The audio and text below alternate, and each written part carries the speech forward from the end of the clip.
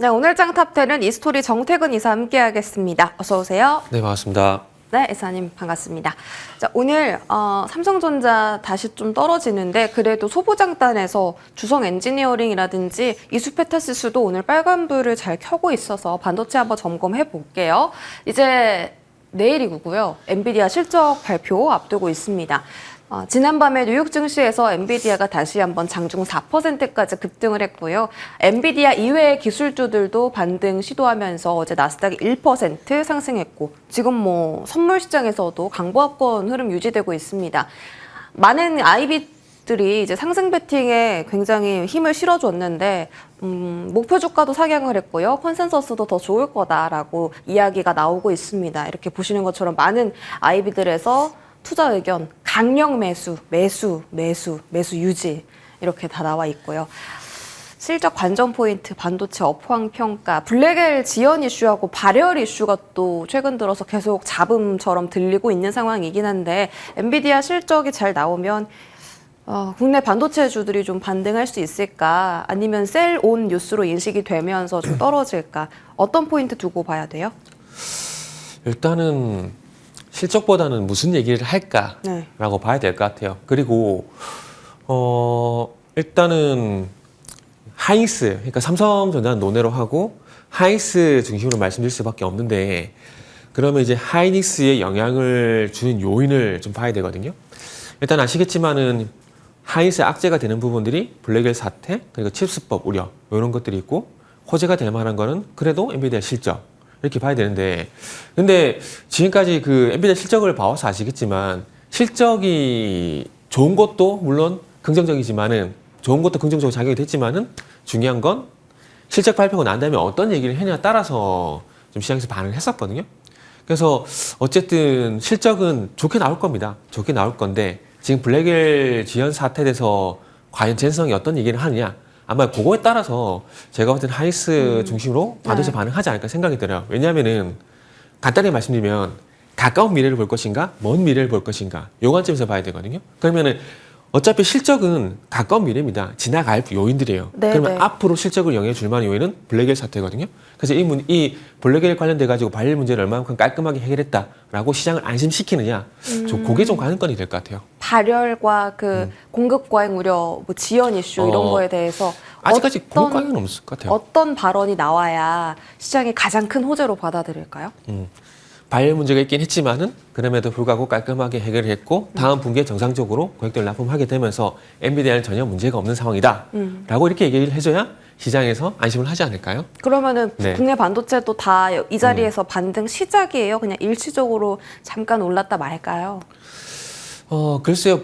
어제부터 보시면 아시겠지만, 오늘도 뭐 ST 같은 종목들 보시면 아시겠지만, 좀 개별적인 이슈가 좀 많이 반영되고 있거든요. 그래서 그런 것들을 논외로 하고, 반도체 쪽만 주목이 된다라면은, 방금 말씀드렸듯이, 실적 발표하고 난 이후에 컨퍼런스 콜에서 좀 안심을 시켜주게 된다라면은, 조금 그거에 위안을 삼아서 좀 반등 시도를 하지 않을까? 그렇게 생각 좀 하고 있어요. 알겠습니다. 최근에 슈퍼마이크로 컴퓨터가 나스닥에서 퇴출 위기다라는 설 돌면서 막 급락했었는데 안 한다라고 이야기 나오면서 어제 또 굉장히 급등했어요. 막 30%씩 오르고 했는데 그런 리스크 해소가 엔비디아에 조금 더 주가 측면에서 좋은 영향 준 것도 맞아요? 어제? 그건 뭐 슈퍼마이크로 개별적인 이슈이기 때문에 만약에 그게 영향을 줬다면 엔비디아 한 10% 올라갔어야 되지 않을까라고 생각이 들어요. 그러니까 누가 이런 표현이 맞나? 누가 갑이냐? 이게 중요해요. 엔비디아 어쨌든 갑이잖아요.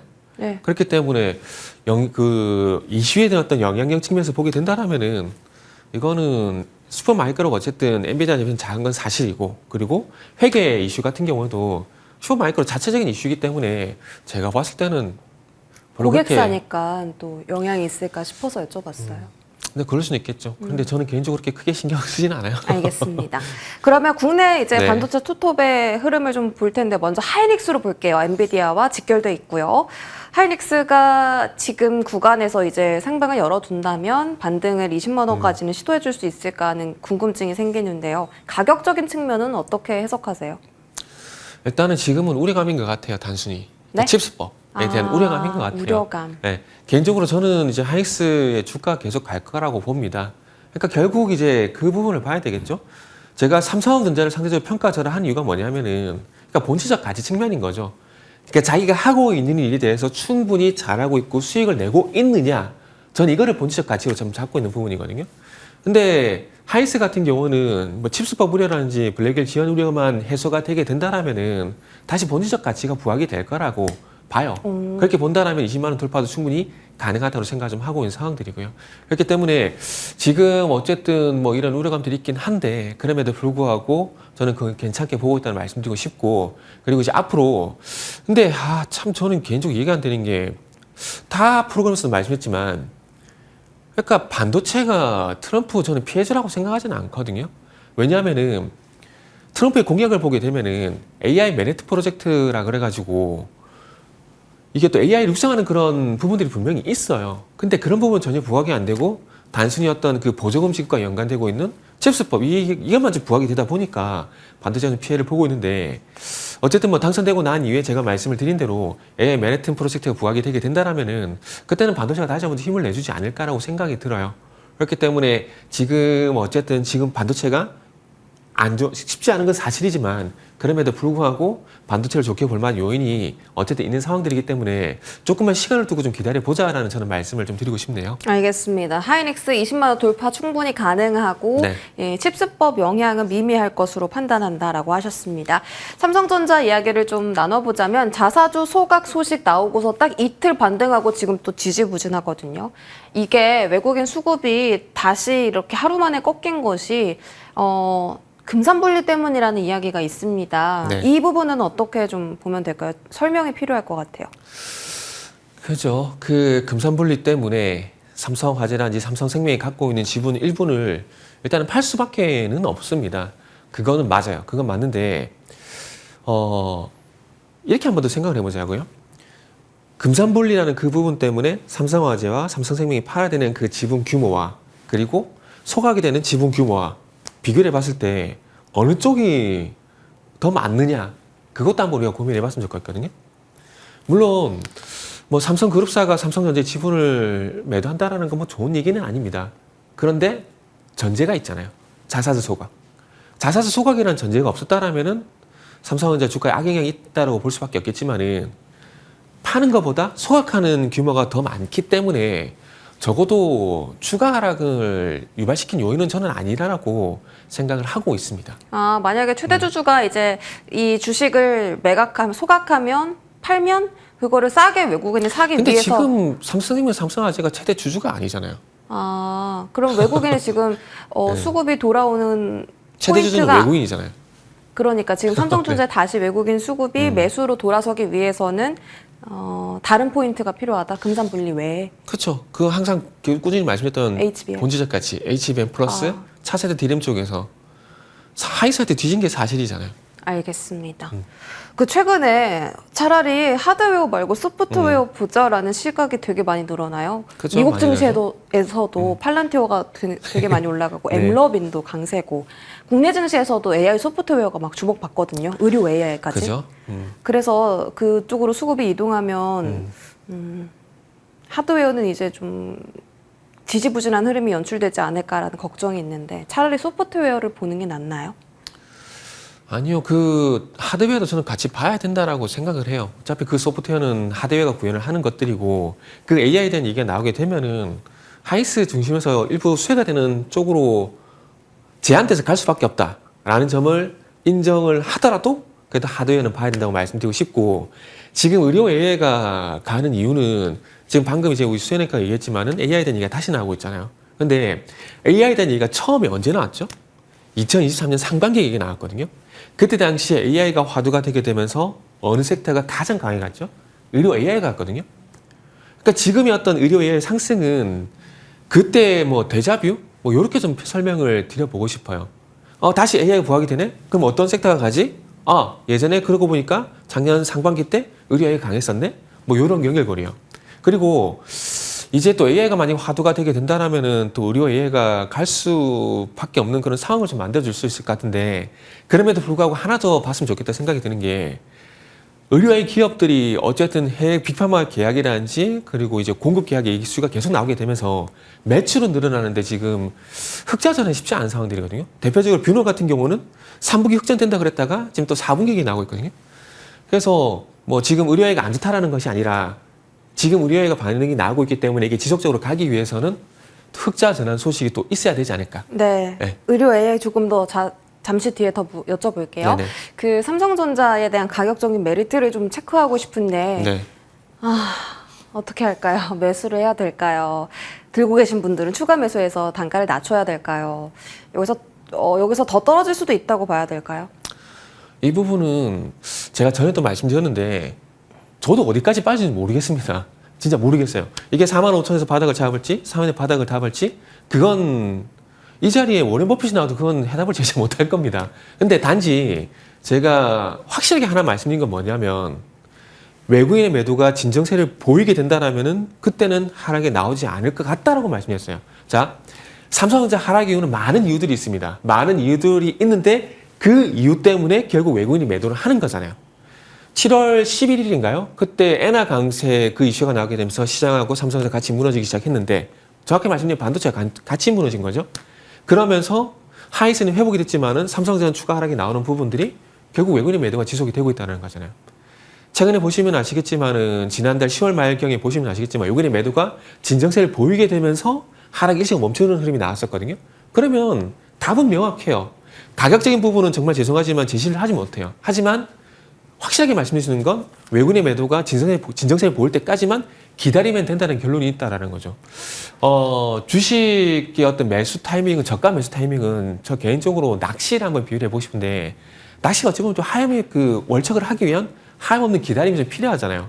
삼성전자도 어찌 보면은 그런 식의 좀 시간이 좀 필요하지 네. 않을까 생각이 됩니다. 그렇기 때문에 지금은 외국인 수급을 체크하게 되면서 기다림이 필요하다는 말씀만 드리도록 할게요. 4만 원대도 다시 터치할 가능성이 있나요? 지금처럼 매도가 나오게 된다면 터치 가능성도 있죠. 외국인 매도세가 증정됐다라는 건 뭘 보고 판단할 수 있을까요? 수급 동향이요. 뭐 한 3거래일째 수급 동향. 사면 여기서 끝났다. 이렇게 판단해요? 예를 들면? 그게 어려워서. 네. 글쎄요. 그것도 저도 근데 요거 제가 하나 약속드릴게요. 네. 제가 관점이 잘 바뀌진 않잖아요. 그죠? 잘 바뀌진 않는데 만약에 삼성전자에 대한 어떤 바닥의 관점이 바뀌게 된다라면은 그때는 제가 꼭 말씀을 드릴게요. 제가 이 시간을 통해서도 그렇게 제가 자신 있게 말씀드릴 수 있는 자신 있게 말씀을 드릴 수 있는 이유가 뭐냐면은 그동안 보시면 아시겠지만 바이오 같은 경우도 그렇고 제가 10월 달부터는 바이오를 좀 안 본다고 말씀드렸잖아요. 근데 네. 공교롭게 지금 조정이 나오고 있잖아요. 그런 것처럼 제가 가능한 영역선에서 삼성전자도 그런 흐름이 나오게 된다라면은 그때는 꼭 지금은 바닥을 좀 잡은 것 같습니다. 라는 말씀을 제가 꼭 드리겠다는 약속 드릴게요. 알겠습니다. 반도체에 대한 전략 세워봤고요. 머스크 트레이딩으로 넘어가죠. 오늘 스타쉽 6차 발사했고요. 트럼프 당선인도 참관을 했다라고 합니다. LG 엔솔이 테슬라에 배터리를 납품하고 뭐 그런다는 소식도 있기 때문에 이게 어떻게 머스크 트레이딩에 잘 엮여서 오늘 또 네. 이런 2차 전지 셀 종목들이 그 매수 리스트에 올라와 있기도 한데요. 머스크 트레이드는 미국 주식에서는 끝났다라는 얘기가 많이 들렸는데 사실 국내에서는 계속 영향을 받고 있거든요. 네. 네. 끝났을까요? 어차피 결국 미국도 트럼프가 뭘 하느냐에 대한 관심을 가지게 될 거고 그러면서 어떤 것을 진행하게 되면서 어떤 주식이 가지 않겠느냐라는 작업을 계속 할 것 같은데 그렇게 본다라면은 글쎄요. 제가 봤을 때는 뭐 앞으로도 관심을 좀 가져야 되지 않을까라는 생각이 들어요. 그리고 우리나라 같은 경우는 항상 그렇잖아요. 직접적인 수혜가 된다라기보다는 미국에서 이런 것들이 가니까 우리나라는 이런 것들이 있네? 왜 연결고리를 가지고 있기 때문에 제가 볼 때 투자회들을 반대로 가져가는 게 낫지 않을까? 그러니까 예를 들게 되면은 잘 보세요. 원전을 한번 예를 들어보게 된다라면은 경스로 원전에서 SMR이 이슈가 되고 있잖아요. 네. 그런데 이 SMR에 대해서 우리가 만약 접근하게 된다면 차라리 뉴스케일 파워라든지 차라리 오클로 주식을 전 사는 게 맞다라고 봅니다. 뭐 우리나라 주식이 없는 건 아니에요. 지금 이제 두산 에너빌리티 그리고 BHI, SMR 관련 종목이 실제로 따진 게 두 종목밖에 없거든요. 그리고 최근에 와서 우리 기술 정도? 우리 기술이 이제 두산 에너빌리티 쪽으로 DCS 이 부품을 공급하게 되면서 SMR용 DCS 부품을 공급하게 되면서 세 종목 확장이 됐는데 어찌 보면은 이런 연결고리를 보게 된다면은 미국 주식을 제가 국내 주식 전문가인데 미국 주식 얘기해서 정말 죄송한데 그런 관점에서 보게 된다면 미국 주식이 좀 더 이제 확률적으로 높지 않을까라는 생각이 들어요. 그러다 보니까 수연 앵커가 질문하신 거에 대해서 저는 반대다. 좀 이렇게 말씀드리고 싶네요. 네, 스페이스 X 6차 시험 발사 성공을 했고요. LG 엔솔이 테슬라뿐만이 아니라 스페이스 X에도 배터리 납품한다라는 기사가 전해지면서 2차 전지 관련주들도 계속 좀 상승 흐름 받고 있습니다. 상승 흐름을 받는 것이 아니죠. 반등을 한 것이죠. 2차 전지가 이제 테슬라 IRA 폐지 쪽으로 가닥을 잡는 것이 아니라 아예 스페이스X, 뭐 머스크 이런 쪽으로 가닥을 잡는다면 반등을 좀 강하게 해줄 수 있지 않을까 하는 기대감이 있는데요. 2차 전지주는 어떻게 보세요? 방금 소연앵커가 얘기하신 거에 대해서 동의를 합니다. 동의를 해요. 우리가 IRA 이거는 우리가 공급과 수요적인 측면에서 봤을 때 IRA는 결국 저는 공급적인 이슈라고 보고 있거든요. 그러면 이런 공급적인 이슈가 완전하게 해소되기 위해서는 수요 문제만 해소가 되게 되면 모든 문제는 해소가 저는 될 거라고 봅니다. 지금 전기차 캐즘에 대한 얘기가 나오는 게 결론적으로 뭐 때문에 나오는 거죠? 결국 수요 문제인 거잖아요. 그런데 테슬라하고 LG 에너지 솔루션 쪽으로 연결되는 이쪽을 좀 관심을 그래도 가졌으면 좋겠다라고 생각이 드는 게 사용처 다변화.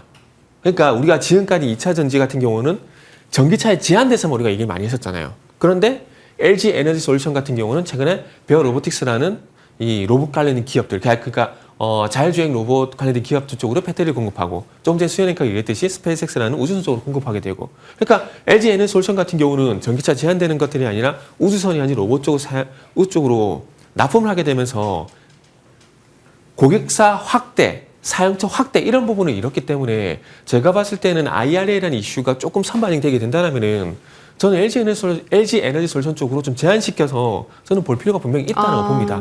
그렇기 때문에 2차 전지 같은 경우는 너무 나쁘게 볼 필요는 없다고 봐요. 올해 같은 경우는 나쁘지 않다는 관점에서 보시고 내년에 가서 이제 이런 LG 에너지 솔루션에 제한된 이 모멘텀이 확장이 되는지 여부만 전 체크를 하셔도 된다고 말씀드리고 싶네요. 지금은 딱 LG 엔솔까지만 보자 이렇게 답변 얻어봤고요. 바이오도 체크 필요합니다. 어제 시가총액 1위 종목인 알테오젠이 급락을 했어요. 왜 급락했을까라는 그 궁금증이 되게 많았었는데 이제 어젯밤 9시쯤에 머크 키트로다 SC 임상 3상 성공했다. 1차 평가지표 달성했다라는 소식이 전해졌고 정말 많은 증권사에서 알테오젠 계속 봐야 된다고 이야기가 나왔거든요. 근데 오늘 그렇게 반등이 크지는 않습니다. 어제의 그 낙폭을 줄이기에는요. 그래서 이게 세론인가 걱정도 되는데 알테오젠은 지금 아예 안 봐야 된다라고 좀 생각하세요? 11월부터 바이오 안 보신다고 하셔서. 그렇죠. 제가 10월에서 11월 달로 넘어가야 돼서 바이오를 안 본 이유에 대해서 제가 명확하게 말씀을 드렸어요. 다시 간단하게 요약을 하자면은 정말 짧게 말씀드리면은 어쨌든 바이오는 미국 대선 수혜주라고 판단했기 때문에 미국 대선 앞두고 1차 고비가 올 거라고 말씀드렸고 이 고비를 잘 넘기지를 보자고 말씀드렸거든요. 근데 공교롭게도 뭐 ABL 바이오라든지 그리고 리가킴이라든지 퓨처킴이라든지 그동안 많은 전문가들이 얘기했던 종목들이 어쨌든 꺾인 건 사실이거든요. 근데 그 속에서 유독 알테오젠은 잘 버텼어요. 잘 버텼는데 결국 이제 그 트럼프가 재집권을 하게 되면서 최근에 아시겠지만 로버트 케네디 주니어가 보건복지부 장관으로 임명이 됐어요. 그러면서 빅파마가 위축이 되게 되고 거기에 영향을 받을 수밖에 없는 그러니까 기술 이전과 연관된 국내 기업들이 영향을 좀 받을 수밖에 없다는 거죠. 지금 좀 전에 이 화면을 보셨듯이 알테오젠이 갖고 있는 사업 내용이라든지 앞으로 진행될 만한 임상에 대한 내용들이 바뀐 건 전혀 없습니다. 전혀 없어요. 그러나 이런 것들을 기반으로 해서 바뀐 건 없지만 로버트 케네디 주니어가 보건복지부 장관이 임명이 되게 되면서 빅파마의 어떤 주가 꺾이는 것에 대한 어떤 영향을 앞으로 받을 것인가 말 것인가에 대한 판단을 해야 되거든요. 저는 개인적으로 알테오젠이 어쨌든 거기에 대한 영향을 좀 받을 거라고 봅니다. 그러다 보니까 알테오젠 같은 경우는 그동안 상승 탄력에서 계속 상승이 나왔지만 그럼에도 불구하고 저는 개인적으로 제 의견을 동의하시지 않으시는 그건 모르겠지만 제 의견을 말씀드리면은 이미 다른 바이오는 다 꺾였고 그리고 알테오젠 같은 경우도 이 로버트 케네디 주니어 보건복지부 장관 임명 이슈로 인해 가지고 조금 투자 심리가 그러니까 본질적 가치가 바뀐 게 아니라 사고 팔고에 대한 어떤 투자 심리가 꺾였을 가능성도 배제할 수는 없거든요. 네. 그런 관점에서 보게 된다라면은 저는 알테오전 같은 경우 이제는 안 본다. 라고 말씀드릴게요. 강력하시네요. 네. 어쨌든 어제 키트로다 임상 결과 나오고 이제 JP 모건이 머크의 목표 주가를 상향하기도 했습니다. 말씀 주신 것처럼 로버트 케네디 주니어가 보건복지부 장관으로 지명이 됐잖아요. 앞으로 제약바이오 섹터는 계속해서 추세적으로 좀 꺾이는 흐름이 나올까요? 투자 심리 자체가 좀 위축됐다 보니까 그런 부분이 걱정이 돼요. 네. 일단 사실은 그 보건복지부 장관 이슈 같은 경우에는 그러니까 빅파마 쪽에는 악재가 되는 거고 바이오시밀러 같은 경우는 호재가 돼야 되는 내용이거든요. 아, 네. 근데 전혀 바이오시밀러 같은 경우는 호재로 작용되지 못하고 있어요. 그러니까 빅파마 쪽으로 이제 그 위축이 되게 되면은 당연히 바이오시밀러 쪽으로 가시면 갈 수밖에 없거든요. 트럼프 같은 경우에 바이오시밀러 산업 육성에 대한 얘기를 분명히 했잖아요. 그런데 반응을 안 하고 있거든요. 그러면 적어도 올해까지는 바이오는 일단은 저는 안 보는 게 맞다고 봅니다. 그리고 다시 말씀드리지만 바이오 같은 경우도 관점이 바뀌게 되면은 그때 가서 또 말씀을 드릴 거예요. 그러나 지금은 미국 대선이라는 1차 고비를 바이오가 넘기지 못했기 때문에 지금은 관망하는 게 맞다라는 걸 말씀드리고 싶은 거죠. 알겠습니다. 바이오에 대한 인식까지 좀 살펴봤고요. 지금까지 이스토리 정태근 이사와 함께했습니다. 고맙습니다. 네, 감사합니다.